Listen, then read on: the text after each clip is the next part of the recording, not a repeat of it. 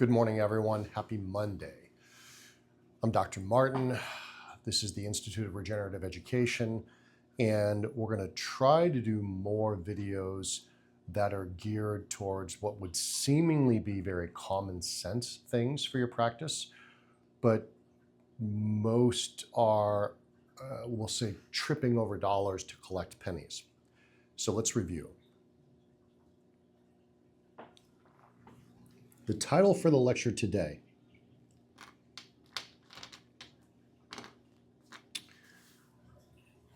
is First Opinion First. Now, we're specifically discussing cash-based biologics as a format for all of these lectures, understanding that insurance is now essentially dead, right? Reimbursements are being cut globally. I think I saw today that reimbursement for total knee replacement got cut pretty substantially, and now orthopedic surgeons are getting something like $1,100 for a total knee replacement with a 90-day global. Now, that's in the best paying MACs in the country. And understand that you're still only collecting 80% of that because most of our patients are now Medi-Medi. And that Medicaid portion, you're not going to see that 20%. That's number one. And number two, if you're in a MAC that has a greater population, a Medicare affiliated contractor that has a large, dense population, if they're doing more hip replacements and more surgery, you're probably getting paid less. So if we're talking about cash-based biologics, and we're talking about making an impression on a patient, I cannot stress to you how important the first opinion is for a patient walking into your practice. There is no more important step than the first opinion a patient makes. Now, there are two ways patients come to your practice. Three, but really two. Two that matter, all right? The most important is by phone. Second most important is front desk. Now, where most people concentrate their time, which I'm going to put way down here, is website. I mean, oh boy, we're spending tons and tons and tons of money to drive people to a website. Oh, look at my website, look at my website, look at my website. Okay, great. They see your website, they see your social, they see whatever. What do they end up doing? They call the phone. This is the most important first step. This is number one. If you don't get this right, everything else is a loser. Because if they go to your website, they decide that they like what you have to offer, and they pick up the phone, that is your first contact with that patient. And if you mess that up, you will never see that patient. Now, let me give you context. Let's say that you are a successful practice. And we would say that a successful practice grosses $1 million per year. That's a successful practice. If you don't know what percent of this $1 million a year is generated on first touch point with the first phone call a client makes or the first interaction they have at the front desk, let me shed some light on that. And the receipts are below, as always. Your first touch points are 50 to 70% of your revenue. 50 to 70% of the revenue you make a year is predicated on the first touch point with your practice. Nothing to do with the products you offer. Nothing to do with how you look in the office. Nothing to do with the way your office looks. Everything to do with how your phone is answered and how your front desk is attended. The studies are as such. If you have a bad phone interaction or a bad front desk, you will lose 50 to 70% of clients immediately, which means that you're keeping clients based on your phone or your front desk, not your website, not your Instagram marketing, not your social media marketing. So all of you out there spending tons of money on your marketing funnels, if your front office girl sucks and she's the one that's answering the phone, you're just throwing money down the toilet, completely down the toilet. Now, I'm going to give you a hard target example, all right? I hate going to the dentist. I hate it, hate it, hate it, hate it. There's nothing I dislike more, right? I do not like my face getting drilled on. It's profoundly unpleasant. It's almost as bad as giving blood. I hate giving blood as well. Yes, I know I'm a bad patient. I don't care, it's me. I used to see this dentist office because they were inexpensive. And what did I get when I walked in the front door? I got this. Call this a cell phone. Oh, hi. Oh my God. Oh my God. Yeah, okay. There's a patient here. I gotta go. She's got an earbud in. Okay. Oh my God. Okay, I'll call you. Okay, but there's a patient here. Yes, he's standing right here in front of me. Okay, bye. Hi. I was like, shoot me in the face. Just shoot me in the face, right? That's a practice I used to go to. Now, the current dentist office that I go to, you walk in, place is sterile. I mean, gorgeous. You could eat off the floor. The office is cleaned every day. Every day. Most clean offices on a weekly basis, they clean their office every single day. You know who cleans the office? The office manager. She sweeps every day. Every dental assistant is responsible for wiping down all their equipment every day. Now, that would seem common practice to you, but that isn't the way most offices work, right? That office, just like my office in Southern California, has a 0 cell phone policy at the front desk. When you walk up to the front desk, there are no cell phones. None. You don't see them, you don't hear them, they're not on them, right? This 0 cell phone policy at the front desk is maybe one of the most impactful things that you can do for your practice in 2026. Remember, who am I? I'm Dr. Martin. What do I care? I care about reproducible, I care about actionable paradigms that you can do in your office tomorrow to make your practice more successful. Now, even though we're talking about cash-based biologics, we can't even get to the point of using a cash-based biologic if your front office girl is more concerned about her latest Tinder date or whatever party she's going to for New Year's than your patient standing there wanting to write a check to you for a couple $1,000s, right? She's losing you money. A 0 cell phone policy at the front desk ensures 2 things. Number 1, the only thing that's important walking through the front door is the patient. The only thing. Nothing on their phone, nothing on the internet. As a matter of fact, most successful practices have a 0 internet at the front desk. That computer, whether it's an iMac or whatever it is, has no internet connection except for the schedule.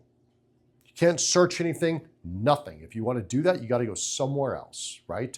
So you can't be searching for whatever, Yelp reviews for a restaurant you want to check out tonight or movie times for the trash movie that Avatar 3 is, right? Anyway, I digress. This front office interaction defines you. And so in my practice in Southern California, where I was very busy for a long time, my front office girl never used her cell phone. She kept it in her purse all the time. She was British. You know me, I trained in London. I love the British accent. She was wonderful with patients. Sharon was marvelous. It's Christmas. We just had Christmas. In my practice, I gave the nicest gift, not to my office manager, not to my business partner, to my front office girl. I gave everybody Chanel earrings. I gave the office manager a Chanel wallet. I gave my front office girl earrings, right? And then on Christmas Day, I went to her house and I dropped her a Chanel purse. Why? Because my front office girl made me more money than everyone else in the office. Why? Because she protected me. And she sold better than everyone else as well. So she got reimbursed the highest. Your phone is your virtual front office. If someone answering the phone is a recording, you are losing patients. If someone answering the phone is on their phone and distracted, you are losing patients. Action steps. On the phone, the first goal is to get the patient in the office. The only way you get them in the office is flexibility. Telling a patient that the doctor has no appointments for the next 2 weeks is only actionable as a sales tool. I don't care if the doctor is completely booked for the next 2 weeks, right? And I don't care if they're not. I don't care if your office is dead. There's nobody there, right? Saying that the doctor's booked for the next 2 weeks sets a precedent. This doctor is busy. They're good. I want to see this doctor. It's like a restaurant that has no tables for the next 2 weeks. Must be a good restaurant. That should be immediately followed by a choice. So number one, your office needs to be flexible, but you have to do 2 things. These are the only 2 things that I want you to do. Number one, establish credibility. The fastest way to establish credibility, the doctor's busy for the next 2 weeks. We're crushed. Followed by a choice. It's the 2 C's. No one teaches this. Doctor's crushed for the next 2 weeks, but I have an overbooked schedule exclusive to me.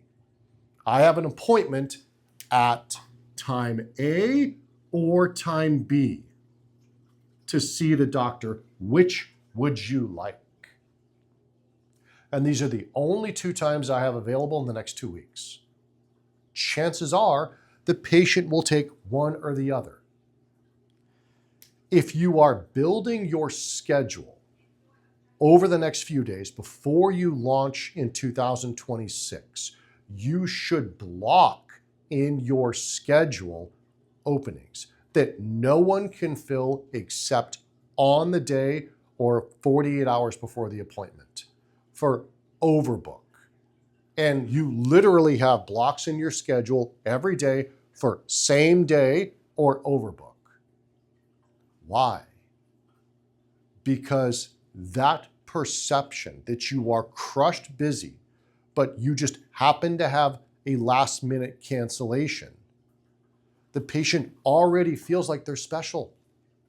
If you're trying to get into a restaurant and it's booked for 9 months, Mama's Fish House in Hawaii. If you are on Maui and you want to go to Mama's Fish House and you're there for a week and you call, they're going to say, call back every day because we're booked out for 4 or 5 months, right?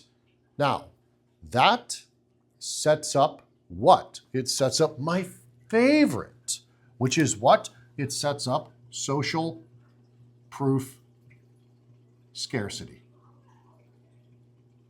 Sets up the fact that you are something special and I want to go there, right? And if you do call Mama's Fish House every single day, and Thursday you happen to call and they say, actually, you called, we just had a cancellation. Can you come at, I don't know, 4:26 this afternoon. You're like, hell yes, I'm going to be there.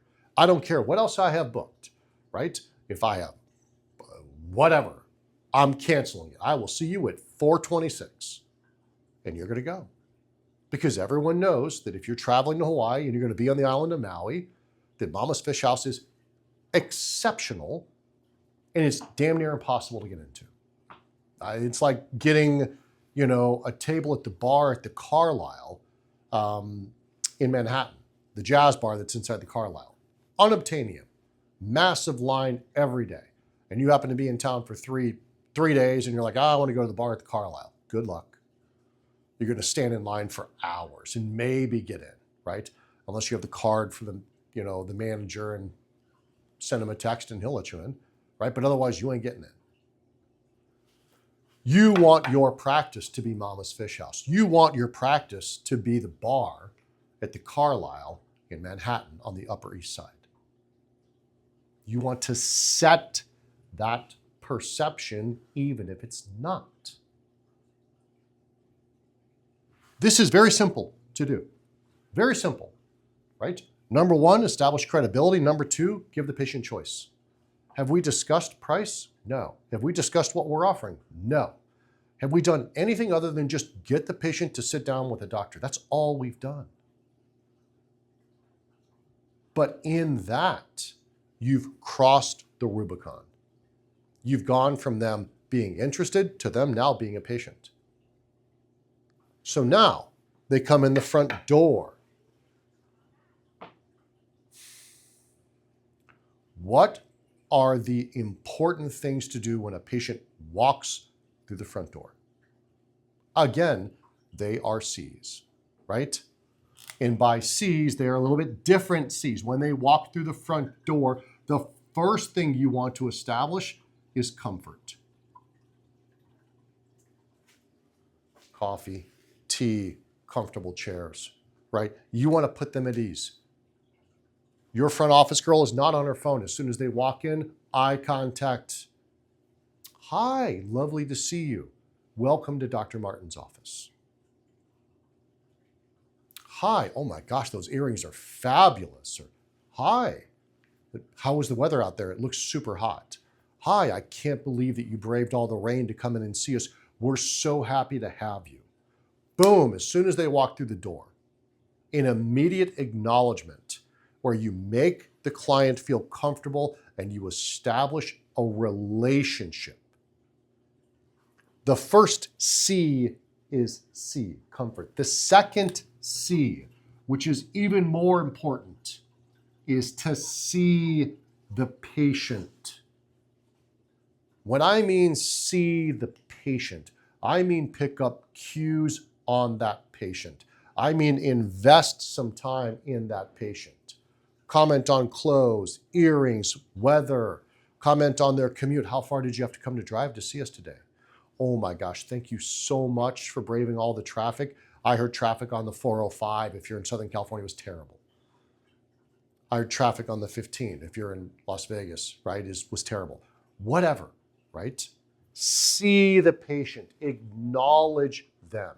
Acknowledge their effort to simply leave their house and come and see you in the office. Again, seeing the patient, the two C's, making them comfortable, seeing them as a client, as an important client in your practice, separates you from everyone else. Go to an orthopedic surgery office. You think they make a patient comfortable? No, it's like cattle. You just like throw the food out and like, go get it, go eat the slop, right? Your insurance only pays you to see me, so I could give a crap about making you comfortable. Cheap chairs that are falling apart, ripped and torn, put together with duct tape, terrible. The person at the front desk, always, every orthopedic surgeon office I've ever been into, always on their phone. Like completely bothered. It's like going to the DMV, like you are making them uncomfortable by being there. Oh, are you the 2:30? Oh my God, we've had like 4 overbooks today. And the surgeon's running late. And he's probably having lunch with his girlfriend or his mistress.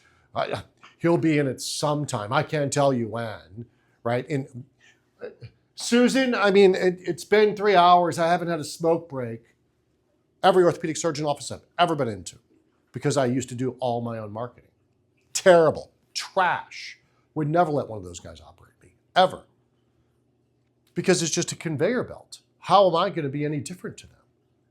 I'm going to be treated just like everyone else. Hell, there's more attention on the line at Amazon than there is in most surgeons' offices, because you're just herded through like cattle. Well, I'm sorry, we're not talking about insurance. I'm presenting you with what's coming next. And this is a massive wake-up call for all of you.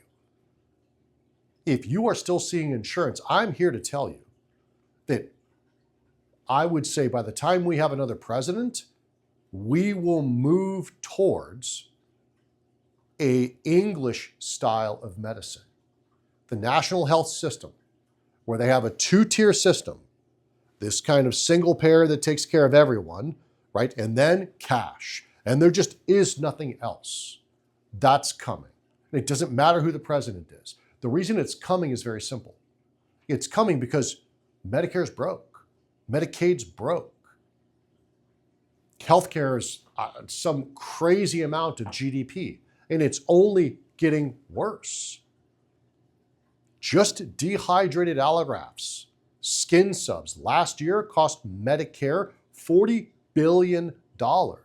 That's why it's done. That's why wound care is done, because Medicare's washing its hand. That $40 billion next year will get spent on diabetes care or cardiac care or psychiatric care or children's care for autism. But it's not going to be spent on skin subs, that's for sure.